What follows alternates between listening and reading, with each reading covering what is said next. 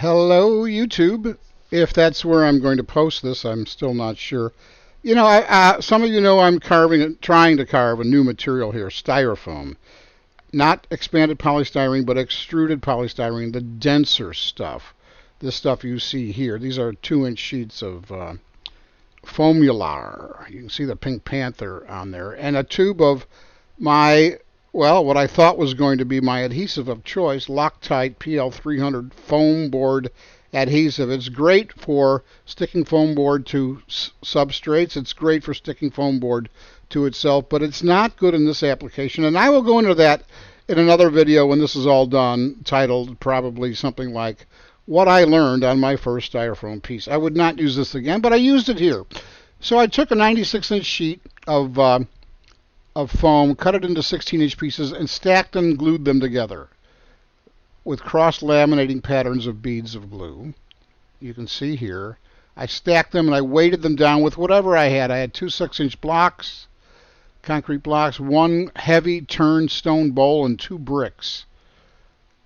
And this became this block. See the laminations.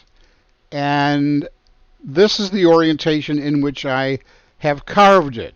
I'm done with the carving. I'm not done with the coating and sanding and finishing.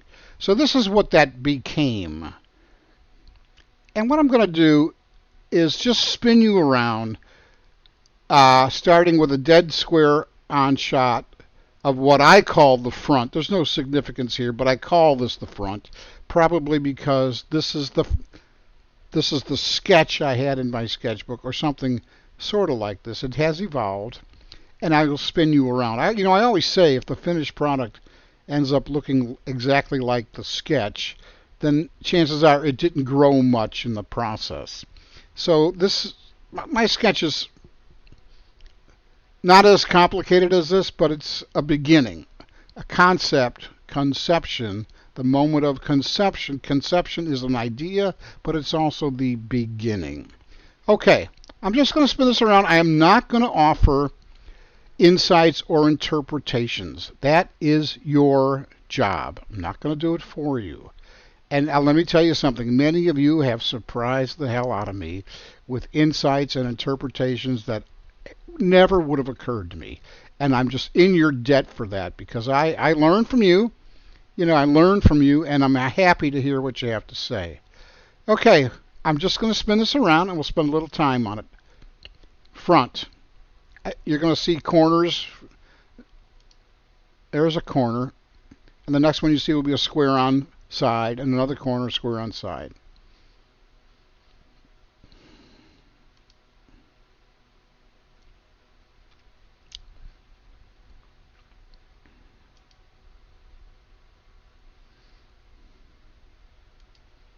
I have not coated this side yet.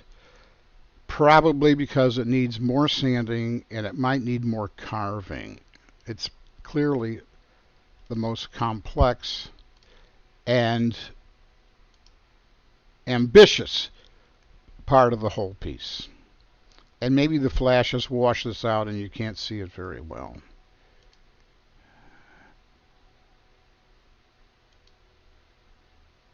And maybe the flash washed this out a little bit too.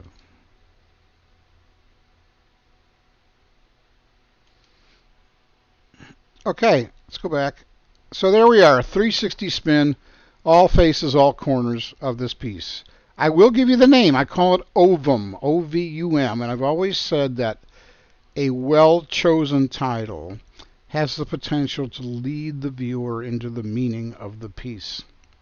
All right, listen, if you watched it this far, I am really touched. I live alone, I work alone, I work in a vacuum, I don't get a lot of feedback. And I'm just sort of me and my guides here on winging it on my own. And if you made it this far, that means an awful lot to me. Okay, thanks for watching. A lot of this is more for me. The truth is, I tend to study a piece in progress more from pictures than from standing right in front of it. Don't ask me why. Why can't I just stand in front of it and look at the darn thing, huh? All right, everybody. God bless you. I love you all. Stay safe out there. Bye-bye.